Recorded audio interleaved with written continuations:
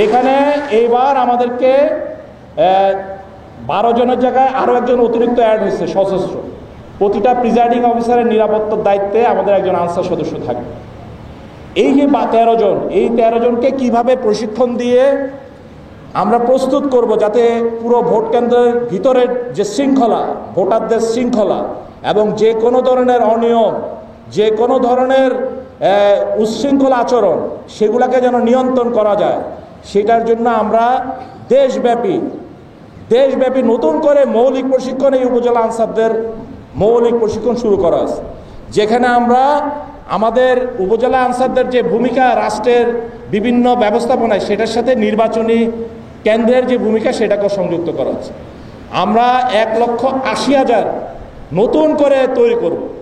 Extreme মশার coil plant fibre দিয়ে তৈরি, তাই সহজে ভাঙে না, সুগন্ধিযুক্ত ও নিরবিচ্ছিন্নভাবে জ্বলে। ডেঙ্গু, চিকুনগুনিয়া বাহি সহ যে কোনো মশার বিরুদ্ধে দেয় এক্সট্রিম সুরক্ষা।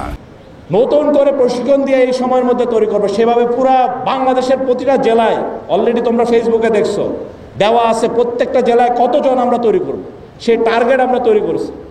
কারণ আগে যেটা হয়েছে তোমরা ভালোভাবে জানো, গ্রুপ ভিত্তিক কেনা বেচা হয়েছে, গ্রুপ ভিত্তিক। তারপরে এই যারা অঙ্গীভূত আনসার তাদেরকে নিয়ে দাঁড় করাই দিচ্ছে। অঙ্গীভূত আনসারের কাজ তো ওইটা না, অঙ্গীভূত আনসারের কাজ তো হচ্ছে তার নিজের এলাকায় যে প্রতিষ্ঠানের, সেটা বাদ দিয়ে তো ওইটা করা যাবে না, ওইটা নিরাপত্তা তখন ঝুঁকির মধ্যে থাকবে। সো আমরা এখানে গত 1 বছরে অলরেডি 1.5 লক্ষর মতো আমরা প্রশিক্ষণ দিয়ে ফেলছি, 1.5 লক্ষ। এইবার আমরা এই বাকি এই 6 মাসে আমাদের টার্গেট হচ্ছে 1,80,000। 3 লক্ষের উপরে আমরা রেডি করতেছি এবং মোতায়েন হবে 6.5 লক্ষের উপরে। 6.5 লক্ষ আমাদের সদস্য পুরো সারা দেশব্যাপী নির্বাচনে এই মোতায়েনে থাকবে।